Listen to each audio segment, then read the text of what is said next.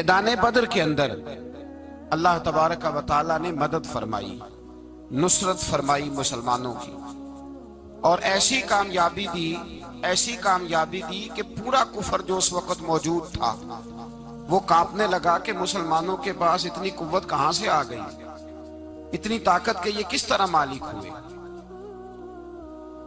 بغور سمجھیے گا بات کو، ذرا تھوڑا سا پس منظر سمجھ لیں۔ 15 سال تک اعلان نبوت کے بعد نبی پاک صلی اللہ علیہ وسلم نے کسی جنگ کی، کسی لڑائی کی اجازت نہیں دی، کسی قسم کی منع فرمایا، بلکہ فرمایا لکم دینکم ولی دین، تمہارا اپنا دین ہے، ہمارا اپنا دین ہے، منع کر دیا گیا۔ مسلمان ہجرت کر کے آ گئے مکہ سے مدینہ، لیکن یہاں بھی قریش مکہ اور کفار مکہ نے عالم اسلام کو، مسلمانوں کو، نبی پاک صلی اللہ علیہ وسلم کو سکون سے بیٹھنے نہیں دیا، پریشان کرتے رہتے تھے۔ یہ کیا کرتے کہ مسلمانوں کو مدینے آ کے تنگ کرتے، گھر تک آ جاتے۔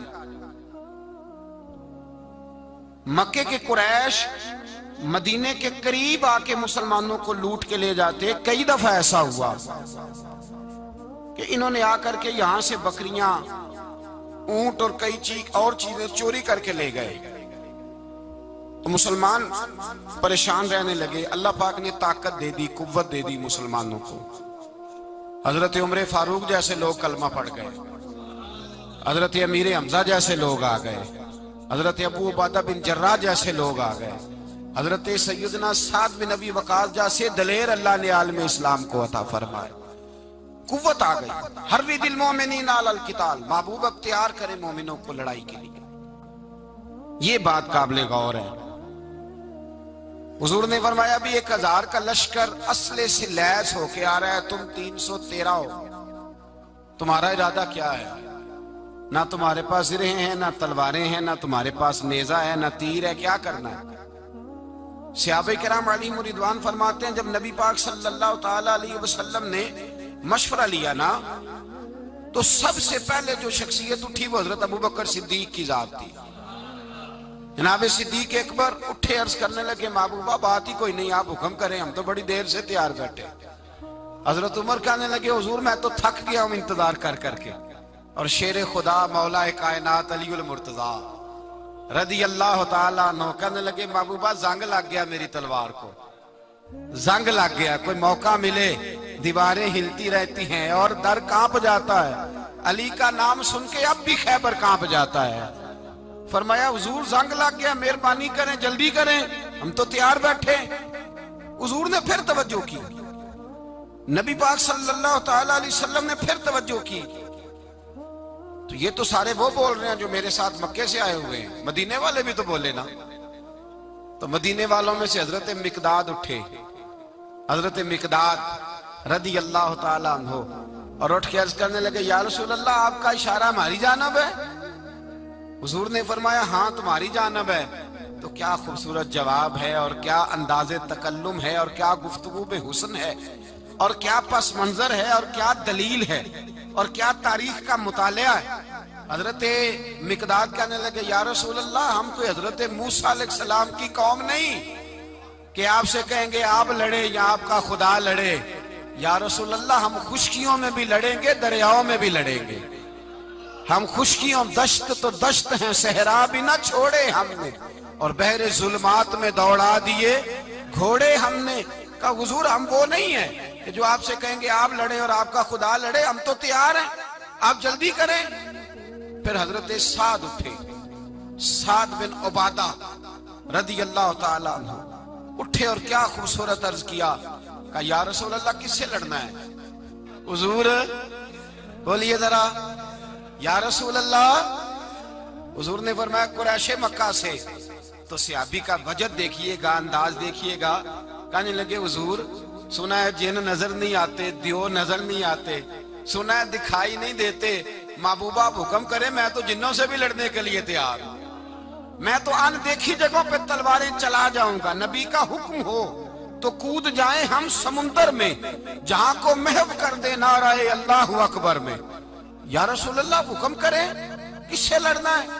میرے نبی پاک خوش ہو گئے، हुजूर खुश हुए, चेहरे पे मुस्कुराहट दौड़ी। फरमाया तुम पर कोई गलबा पा ही नहीं सकता। फरमाया चलो अब उठो चलें। ना तलवारें हैं, ना घोड़े हैं, ना कोई शय है, ना पास असला है, ना कोई बाजार ताकत है। हुजूर उठे तो एक नन्हा मुजाहिद हजरत साद बिन अबी वकास के छोटे भाई उमैर बिन अबी वकास, कद छोटा। हुजूर ने फरमाया साद चले उमैर रह जाए, साद चले और उमैर ये छोटे। हजरत साद कहते मेरी उम्र अभी उस वक्त थोड़ी थी, मैं 16-17 साल का जवान था, तो भाई उससे भी छोटे थे। फरमाया तू रह जा।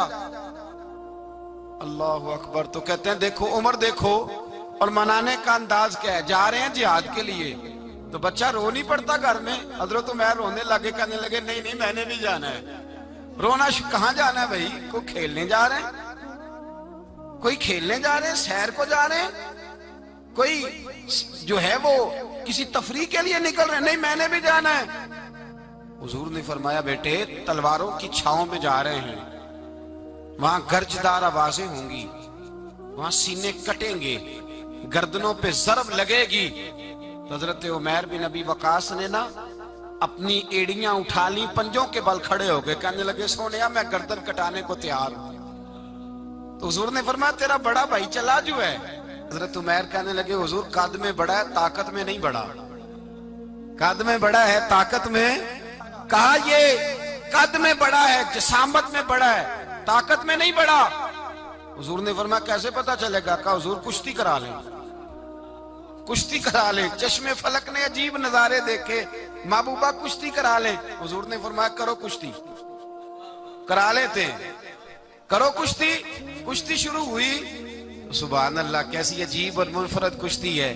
हजरत साद बिन अबी वकास रदी अल्लाह तआला अन्हु कहते हैं मेरा भाई पहलवान कुश्ती से पहले गले मिलते हैं ना, तो कहते हैं गले मिलने आए तो हजरत उमैर मेरे कान में कहने लगे तेरा तो नंबर लग ही गया है, और महबूब जिसे कबूल कर ले फिर उसे दरगुजर, उसे रद्द नहीं करते, तेरा तो लग गया है। तो यार चल थोड़ी देर के लिए गिर जा भाई, जो हुआ चल थोड़ी देर के लिए गिर जा, मैं भी सिलेक्ट हो जाऊंगा, तेरा क्या बिगड़ेगा। कुर्बान जाए। इमाम जुरकानी कहते हैं नबी पाक की आंखों में आंसू आ गए। हुजूर ने बात सुनी तो रो पड़े। फरमाया हम पर भी कोई गलबा पा सकता है?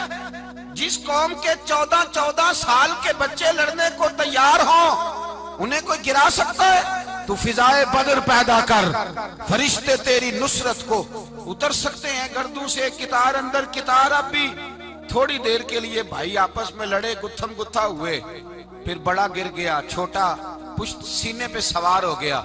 मेरे रसूल पाक ने फरमाया चलो भाई तुम्हारा दोनों का जाना ही मकबूल हो गया है, चलो। ये अंदाज था। निहत्ते 313 बशर शौके शहादत में। निहत्ते उसको कहते हैं जिसके पास असला ना हो। निहत्ते 313 बशर शौके शहादत में निकल आए थे मैदान में मोहम्मद की कयादत में। न तेगो तीर पे तकिया, न खंजर पर, न भाले पर, भरोसा है तो एक सादी सी काली कमली वाले पर। भरोसा है तो एक सादी सी काली, ज्यादा महंगी भी नहीं, सादी सी काली कमली वाले पर। भरोसा है तो एक सादी सी काली कमली वाले पर। मेरे मुस्तफा करीम अलैहिस्सलाम का लश्कर मैदान की जानिब, उधर कुफार जोशो खरोश से तय पाया रास्ते में। अबू जाल ने कहा कि रोज एक सरदार ऊंट ज़िबा करेगा, गाने गाने वाली औरतें गाने गाएंगी, बदर की फिजा देख लें, गाने वाली गाने गाएंगी, रोज एक ऊंट ज़िबा होगा, शराब के दौर चलेंगे माज़अल्लाह, और मुसलमानों के खिलाफ जोश पैदा किया जाएगा। इधर खाने के लिए शाही कोई नहीं, कोई ताकत नहीं। तो यहां क्या होगा? मेरे हबीब ने फरमाया रातों को सजदे करेंगे, दिन को उठ के अल्लाह अकबर के नारे लगाएंगे। यहाँ इबादतें हैं, रियाजतें। मेरे रसूल करीम सैयद आलम सल्लल्लाहु ताला अलैहि वसल्लम से पहले कुफार पहुंच गए। उन्होंने पहुंचकर बदर के मैदान में कब्जा किया, जहां कुएं थे सब पे कब्जा कर लिया। जो जमीन खुश्क थी, रेतली थी, वो छोड़ दी, और जो जमीन हमवार थी उस पर कब्जा कर लिया। जब नबी पाक सल्लल्लाहु अलैहि वसल्लम तशरीफ लेकर के गए تو ریتلی زمین، تپتی ہوئے صحرا، 17 رمضان کا دن صحابہ نے روزے رکھے ہوئے صحابہ نے کیا کیا ہوا ہے؟ کیا کرنے گئے ہیں؟ پکی گل لے تو یہ بولے تھوڑے ہو نا، میں کہ شاید کچھ حق ہوئے. کیا کرنے گئے تھے؟ روزہ رکھ کے. اللہ خیر ہی کرے. ہمارے یہاں تو روز نیا بہانہ آتا ہے، کہتے میں کام تے جانا، میرا تو نہیں نہ بنتا. روز نیا بہانہ ہے، کہتے نہیں میں تو مزدور آدمی ہوں. کس طرح کی بات کرتے ہو؟ اللہ نے فرض کیا ہے تو اس کا مطلب ہے کہ گزارا ہو سکتا ہے، چل سکتا ہے، تبھی تو فرض کیا ہے. حضور نے فرمایا روزے کھول دو بھائی، پر کون کھولے؟ کوئی نہیں تیار. اب اللہ کے رسول نے خود گھوڑے کے اوپر بیٹھ کر کھجور کھائی دوپہر کے وقت. جب حضور نے کھولا تو تب سب نے کھولا. 17 رمضان نبی پاک صلی اللہ علیہ وسلم کے آنے سے پہلے انہوں نے کنووں پہ بھی قبضہ کر لیا، ہموار زمین. حضور آئے تو ریتلی زمین ملی، وہیں صحابہ نے ڈیرے لگائے. اب پانی کوئی نہیں، کوئی شے نہیں، تپتا ہوا صحرا، اوپر سے سورج گرمی برسا رہا ہے. حفیظ جلندری کہتے ہیں کہ زمین دعا مانگنے لگ گئی. زمین دعا مانگنے لگی. زمین کہنے لگی خدا بندہ مہربانی فرما، تیرے رسول آئے ہیں تو اب ذرا مجھے ٹھنڈا نہیں کر دیتا. حفیظ جلندری کا نظریہ ہے، وہ کہتے ہیں زمین دعا مانگنے لگی. زمین کہنے لگی مولا تیرے حبیب کے قدم جب میری اس خاک پہ آئے، الہی حکم دے سورج کو اب نہ آگ برسائے. زمین کہتی ہے تیرے حبیب کے قدم جب میری اس خاک پہ آئے، الہی حکم دے سورج کو اب نہ آگ برسائے. میرے دامن سے گر ان کو ہوائے گرم آئے گی تو مجھ کو رحمت للعالمین سے شرم آئے گی. میرے دامن سے گر ان کو ہوائے گرم آئے گی تو مجھ کو رحمت للعالمین سے. زمین کہنے لگی مجھے شرم آئے گی کہ محبوب آئے ہیں اور میں یا اللہ مہربانی کر. حفیظ جلندری ویسے تو حضور کی دعا، صحابہ کی دعا سب کی بات ہے. وہ کہتے ہیں زمین نے دعا مانگی، جب دعا مانگی تو اللہ نے بارش عطا کر دی. حضور نے فرمایا لو بھی حوض بنا لو، پانی بھر لو. صحابہ کہتے ہیں چھوٹے چھوٹے حوض بنا لیے، پانی ہم نے ان کے اندر جمع کر لیا، جانوروں کو پلایا، خود بھی ہم نے وہ پانی رکھا وضو کے لیے، غسل کے لیے. فرماتے ہیں اب ریتلی زمین تھی تو سمجھ لیں بارش پڑنے سے پکی ہو گئی. ان کی جانب کیچڑ ہو گیا، پانی ختم ہو گیا، کافروں کی طرف ختم ہو گیا. یہاں حالات اس طرح کے ہیں کہ یہاں پانی جمع ہے، وہاں ختم ہوا. اور تاریخ کا عجیب حوالہ دیکھیں، حضور کو شہید کرنے آئے 2 کافر رات کو چپکے سے اس حوض سے پانی پی رہے تھے جو مسلمانوں کا حوض ہے. ایک صحابی کہنے لگے حضور کافر پانی پی رہے ہمارے حوض سے، ماروں؟ حضور نے فرمایا نہیں، کافر ہوئے تو کیا ہوا، مخلوق تو ہے نا اللہ کی، پینے دو پینے دو. ہمارے دروازہ رحمت سے کوئی خالی جا سکتا؟ ایسا کی تیری خیر تیرے میں کدے کی خیر، ایسی پلا کی جس کا نشہ عمر بھر رہے، اور پلا کے گرانا تو سب کو آتا ہے، مزہ تو تب ہے کہ گرتوں کو تھام لے ساکی. کہا نہیں، پینے دو انہیں. میرے رسول کریم سید عالم صلی اللہ علیہ وسلم نے میدان بدر میں پڑاؤ کیا. کافر ساری رات دندناتے رہے، شور کرتے رہے. جاسوسی کا ایک معیار ہوتا تھا. اب تو فوجوں کی وردی ہوتی ہے، پہچانے جاتے ہیں فوجی کس ملک کے ہیں، کس علاقے کے ہیں، کس جگہ سے ان کا تعلق ہے. اس زمانے میں کوئی وردی نہیں ہوتی تھی، ہر قبیلے کا آدمی ہوتا تھا تو لوگ گھس جاتے تھے، جاسوسی آسان ہوتی. آئے رات کا وقت ہے تو کچھ جاسوس بھیجے ابو جہل نے، کہا پتہ کر کے آؤ بندے کتنے، اسلحہ کتنا ہے، جوان کتنے، بوڑھے کتنے، ان کا انداز کیا ہے، سارا معلومات کر کے آؤ. کفر کی جو معلومات ہیں اس پر ذرا غور کریں. اب وہ شخص آیا، جا کے ابو جہل سے کہنے لگا 313 ہیں، 6 زرہیں اور 8 تلواریں،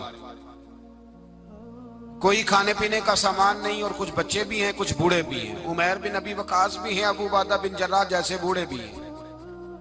کچھ لمبا چوڑا انتظام کوئی نہیں.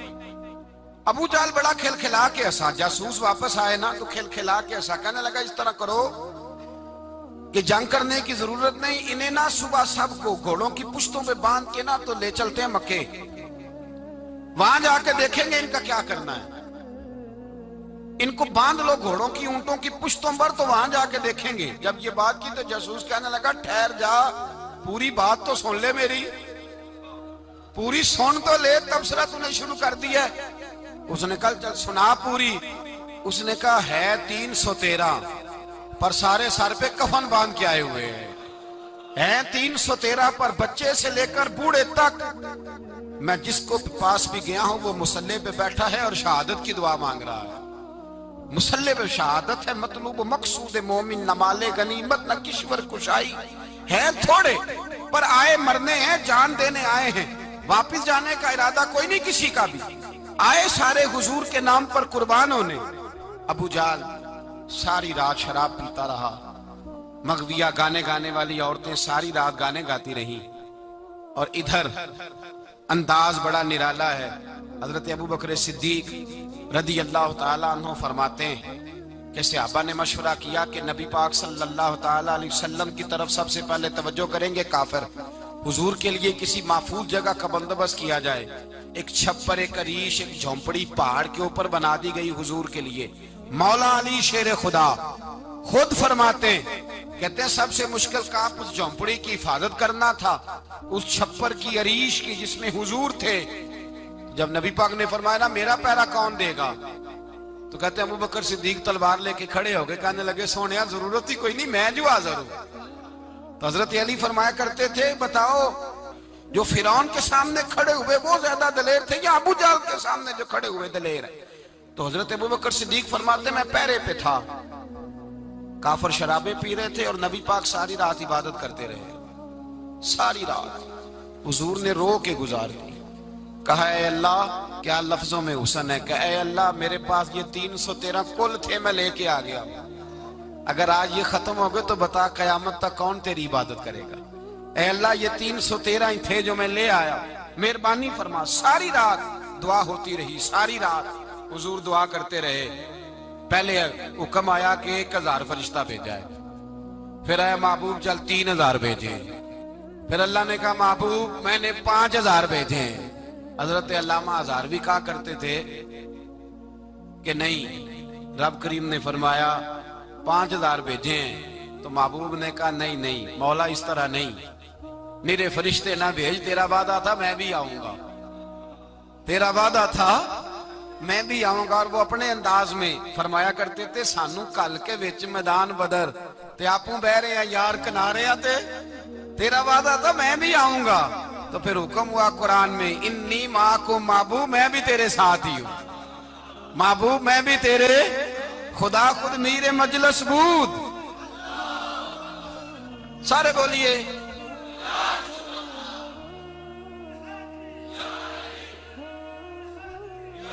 بھئی.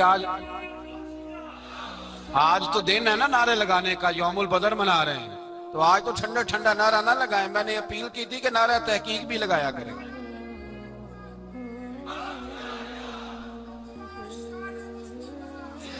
تو بھائی یہ یاد رکھیں, سمجھے اس بات.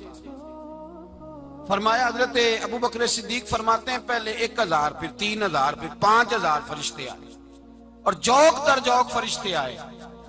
کہتے ہیں سرکار ساری رات روتے رہے, ساری رات. تیرے صرف اسلحے سے ہی اللہ کی مدد نہیں آئے گی, تو نے ایٹم بم بنا لیا اور توفیق عید کی نماز کی بھی نہیں, اس سے تھوڑی مدد آئے گی. میرے مصطفیٰ کریم سید عالم صلی اللہ علیہ وسلم نے فرمایا امت کو درس دیا, اسلحہ بھی جمع کرنا, طاقت بھی اکٹھی کرنا, صفیں بھی بنانا, اپنے اندر اتحاد بھی پیدا کرنا. لیکن اگر تم نے کفر پر غلبہ حاصل کرنا ہے تو اس کے لیے خدائی مدد کی ضرورت ہوگی. اگر تم سے اللہ کی مدد روٹ گئی تو جتنے مرضی اسلحے جمع کرتے پھرو, جتنی مرضی طاقتیں اکٹھی کرتے پھرو, پھر جس قدر مرضی تم ایٹم بم بناتے پھرو, جب خدائی مدد ہی تمہارے ساتھ نہیں تو کیسے نظام چلے. تو حضرت ابو بکر صدیق فرماتے ہیں ساری رات, حتیٰ کہ میں بے چین ہو گیا. حضور سجدے میں تھے تو میں حضور کے اوپر لیٹ گیا. میں نے کہا محبوب بس کریں, اٹھ کے دیکھے تو صحیح میرے اللہ نے کتنی مدد نازل فرما دی ہے. صبح رسول پاک تشریف لائے, صحیح مسلم, ابو داؤد, کتابوں کے نام یاد رہیں گے. حضرت انس بن مالک حدیث کے راوی ہیں, کہتے ہیں حضور اٹھے اور ایک دن پہلے چھڑی لے کے میدان میں آئے, ایک دن پہلے اٹھے. دیکھو میرے محبوب کے علم کی شان. میرے اعلیٰ حضرت فرماتے ہیں اور کوئی غیب تم سے نہا ہو بھلا جب خدا ہی نہ چھپا رہا. اور کوئی غیب تم سے نہا ہو بھلا جب خدا ہی نہ چھپا رہا. تم پر کروڑوں درود. اور ہمارے ایک شیخ تھے علامہ تحسین رضا صاحب رحمۃ اللہ علیہ, ان کا بڑا خوبصورت شعر ہے. وہ فرمایا کرتے تھے علم غیب رسول کے منکر اس حقیقت کو بھول جاتے ہیں. غیب مانا کہ راز ہے لیکن راز اپنوں سے کب چھپاتے ہیں. راز مانا, غیب مانا کہ راز ہے لیکن راز اپنوں سے کب چھپاتے. ایک دن پہلے حضور میدان میں آئے, صحیح مسلم کی حدیث ہے, اور محبوب پاک صلی اللہ علیہ وسلم کی دست مبارک میں چھڑی ہے. حضرت انس کہتے ہیں حضور میدان میں آئے اور حضور نے لکیر کھینچی. فرمایا کل یہاں ابو جال مرے گا. کب مرے گا؟ یہاں مرے گا. فرمایا یہاں عتبہ مرے گا, یہاں عتیبہ مرے گا, یہاں ولید مرے گا. حضرت انس فرماتے ہیں میری لکیروں پہ نظر تھی, لوگ جنگ لڑتے رہے, میں لکیریں دیکھتا رہا. اللہ کی عزت کی قسم جہاں حضور نے چھڑی رکھی تھی, جو مرا وہیں آ کے مرا ہے. جو مرا ہے وہیں آ کے. جو دن کو کہہ دیا دن ہے تو دن نکل آیا. جو شب کو کہہ دیا شب ہے تو رات ہو کے رہی. خدا نے ان کی زبان کو وہ اختیار دیا, جو نکلی منہ سے ان کے وہ بات ہو کے رہی. فرمایا جہاں حضور نے چھڑی رکھی تھی جو مرا ہے وہیں آ کے مرا ہے میرے رسول کریم. سید عالم صلی اللہ تعالی علیہ وسلم نے اگلے دن صبح اٹھ کے صف بندی بنوائی. حضور نے اپنے ہاتھ کے اندر چھڑی لے لی. فرمایا چلو ابھی صفیں سیدھی کرو. کیا کرو؟ کرانی چاہیے نا صفیں سیدھی, ہمیں کر بھی لینی چاہیے نا. حضور نے فرمایا تم صفیں سیدھی کرو, اللہ تمہارے دل سیدھے کر دے گا. تو یہاں سیدھے کرانے والے ہوتے ہیں, کرنے والا. اور میرے نبی پاک صلی اللہ علیہ وسلم نے فرمایا جب تم نماز کے لیے صفیں سیدھی کرتے ہو تو رب تو تمہیں دیکھ کے مسکراتا ہے جو اس کی شان کے لائق ہے. حضور صفیں سیدھی کرا رہے تھے. حضرت سواد انصاری ایک صحابی تھے تو پیٹ ان کا بڑا تھا. حضور نے چھڑی رکھی. فرمایا پیچھے ہٹ تھوڑا سا, بڑا پیٹ تھا. چھڑی لگائی نہ تو کہنے لگے حضور کیوں ماری ہے چھڑی آپ نے مجھے. نبی پاک صلی اللہ علیہ وسلم نے فرمایا چل ناراض نہ ہو, بدلہ لے لے. کہنے لگے لائیں دے بدلہ. حضور نے چھڑی پکڑائی تو کہنے لگے کپڑا ہٹائیں. حضور نے کپڑا ہٹایا تو جس میں اقدس چومنے لگے. کہنے لگے محبوبہ پتہ نہیں تھوڑی دیر کے بعد کیا بننا ہے. میں نے کہا جاتی جاتے بوسے لے لوں حضور, بوسے لے لوں جاتے جاتے مصطفیٰ کریم. اور یہ واقعات کئی صحابہ کے, حضرت عکاشہ بن محسن کا بھی ہے اور بھی کئی لوگوں کا. میرے رسول پاک علیہ السلام میدان بدر میں, بدر کی فضا عرض کر رہا ہوں. دو صحابی تھے, ایک کا نام حضرت حذیفہ بن یمان اور ایک کا نام حضرت حسین. یہ دو صحابی ہیں رسول پاک صلی اللہ علیہ وسلم. یہ کہیں سے آ رہے تھے واپس, ابو جال کی ملاقات ہو گئی. جنگ میں جا رہے ہو, اپنے نبی کے لیے آئے ہو, مدد کرو گے؟ انہوں نے کہا نہیں ہم تو ویسے ہی آ رہے تھے. ابو جال نے کہا اگر ویسے ہی آ رہے تھے تو ٹھیک ہے جاؤ, وعدہ کرتے ہو لڑو گے تو نہیں؟ کہا نہیں لڑیں گے. یہ دونوں وعدہ کر کے آ گئے حضور کے پاس. کہا یا رسول اللہ ہم نے اس سے وعدہ کر لیا ہے لیکن ہمارا ارادہ تو لڑائی کرنے کا ہے, ہمیں تو یہاں کے پتہ چلا ضرورت پڑی ہے. تو نبی پاک صلی اللہ علیہ وسلم نے فرمایا تم نے وعدہ کر لیا اب تم نہیں لڑو گے.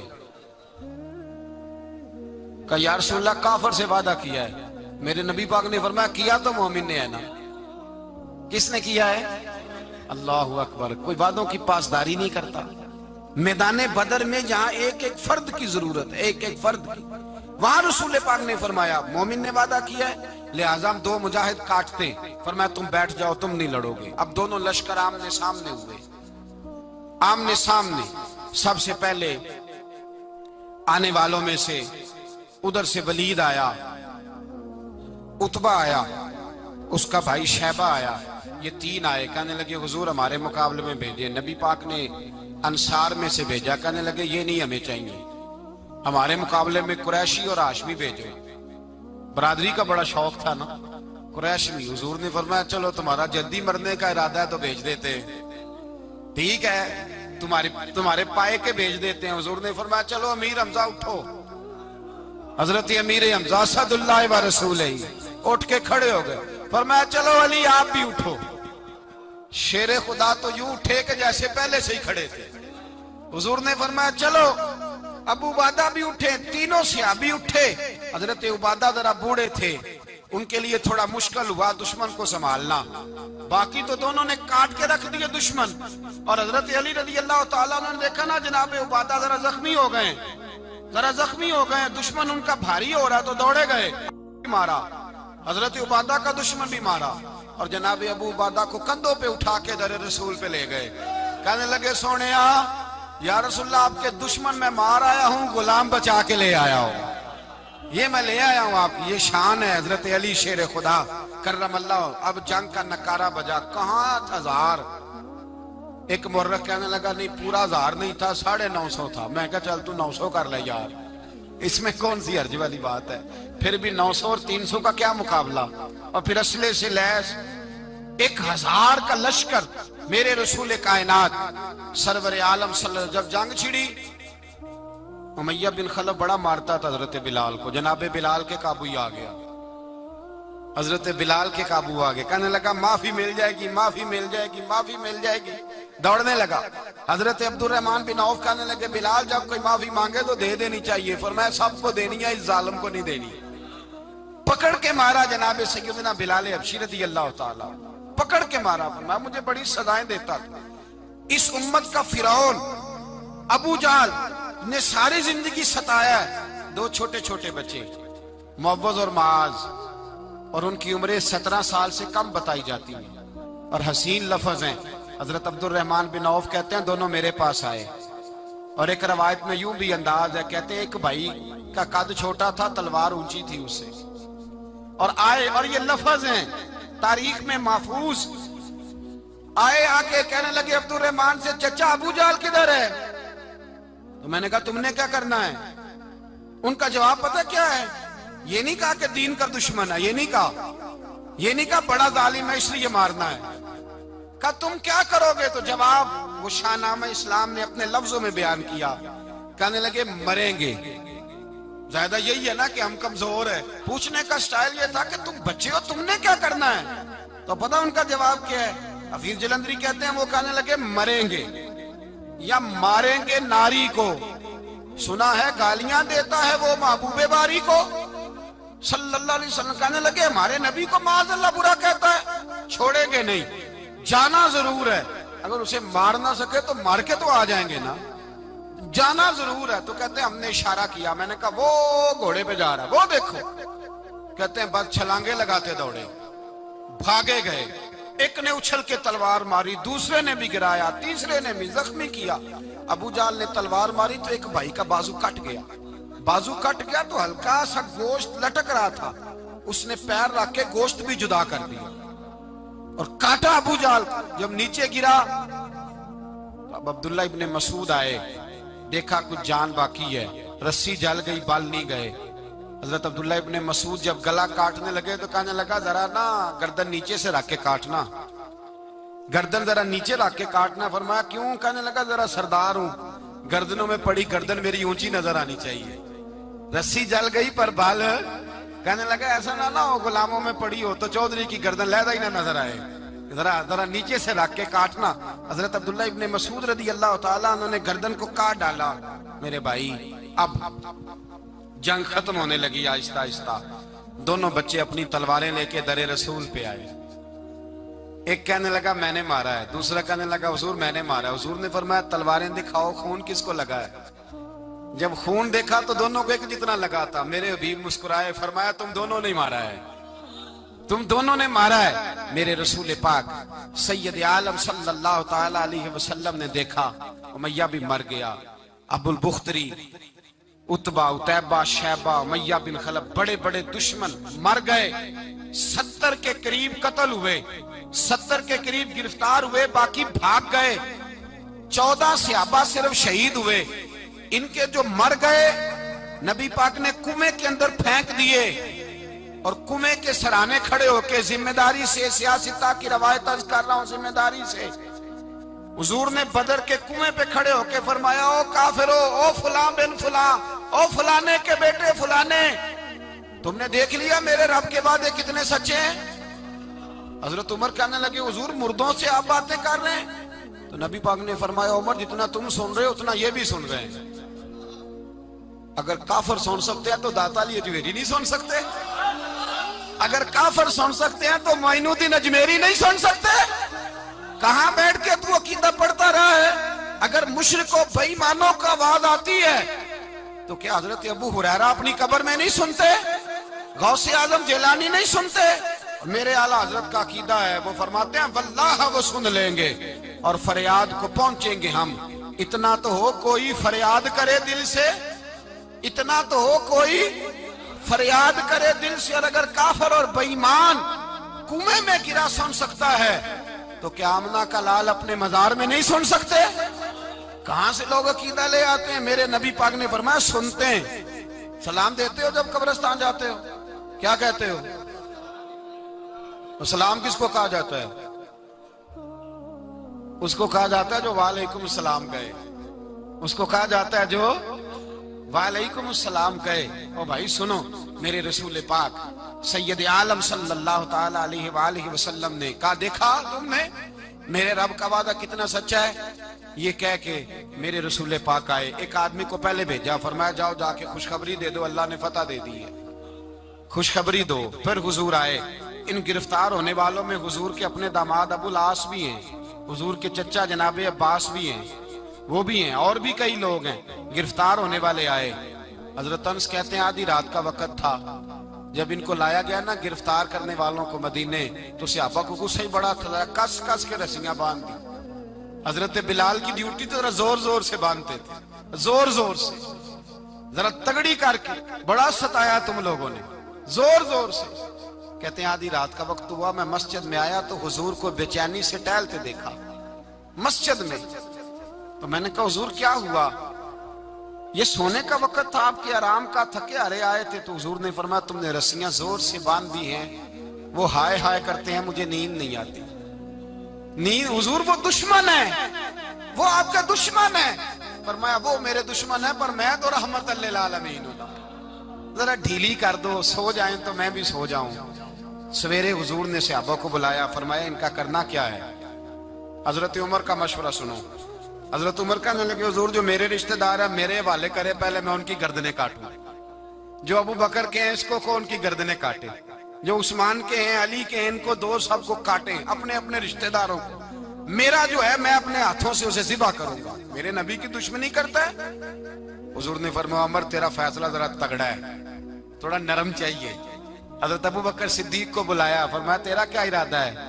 ابو بکر کہنے لگے حضور کچھ فدیہ لے لیں، ان پہ رحم کریں، مجھے لگتا ہے بہت سارے کلمے پڑ جائیں گے، کچھ مہربانی کریں، ان پہ شفقت کریں۔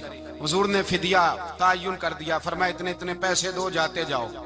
کچھ نے کہا ہم غریب ہیں، فرمایا تم مسلمانوں کے 10 بچوں کو حساب کتاب سکھا دو، تمہیں چھٹی۔ کچھ نے کہا جی ہمیں یہ بھی نہیں آتا، فرمایا تم ویسے ہی آزاد ہو جاؤ۔ بہت ساروں پہ مہربانی کی۔ حضرت عباس کھڑے ہوئے حضور کے سامنے، چچا، تو نبی پاک نے فرمایا چاچا وہ لاؤ فدیہ۔ کہنے لگے بھتیجے میرے پاس تو کچھ بھی نہیں، کوئی شے نہیں۔ تو حضور نے فرمایا چاچا وہ جس دن تم آ رہے تھے کمرہ کا دروازہ اندر سے بند کر کے اتنی بڑی سونے کی اینٹ میری چاچی کو دی تھی، کہا اگر میں بچ کے آ گیا تو ٹھیک ہے، نہ آیا تو تمہارے لیے کافی ہوگی، وہ کدھر ہے؟ خیال آیا، حضرت عباس کانپنے لگے۔ یہ سن کر حضرت عباس پر راشا ہوا طاری کہ پیغمبر تو رکھتا ہے دلوں کی بھی خبرداری۔ خیال آیا مسلمان نیک و بد پہچان جاتے ہیں اور محمد آدمی کے دل کی باتیں جان جاتے ہیں۔ کہنے لگے وہ کدھر ہے؟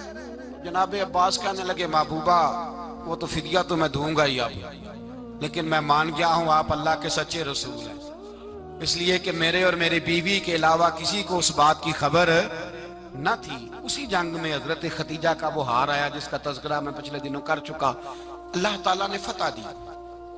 کسی جگہ بھی کوئی تکبر کا لفظ میرے نبی پاک نے بیان نہیں فرمایا، کسی جگہ حضور نے یہ نہیں کہا کہ ہم بڑی دانائی سے لڑے، ہم بڑے دلیر تھے، ہماری صف بندی بڑی سیانی تھی۔ یہی فرمایا وَلَقَدْ نَصَرَكُمُ اللَّهُ بِبَدْرٍ، اللہ نے ہماری مدد کی، اللہ نے ہماری، میری اور آپ کی زندگی میں جہاں نقص واقع ہوتا ہے نا وہاں ہم کامیابیاں اپنے کھاتے میں ڈالنے لگتے ہیں تو فضائے بدر پیدا نہیں ہوتی۔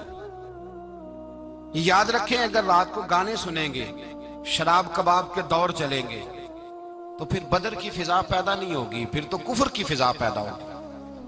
اور اگر رات کو مسلح آباد رہیں گے، میں نے کچھ دن پہلے کہا تھا جمعے میں، صلاح الدین ایوبی جب جنگ لڑ رہے تھے تو ایک بحری بیڑا آ رہا تھا دشمنوں کا، اسلحہ لے کے، مسلمانوں کے پاس اسلحہ پہلے کم تھا، تو ایک بحری جہاز اور اسلحہ لے کے آ رہا تھا عیسائیوں کا، تو صلاح الدین ایوبی ساری رات مسجد اقصی میں روتے رہے۔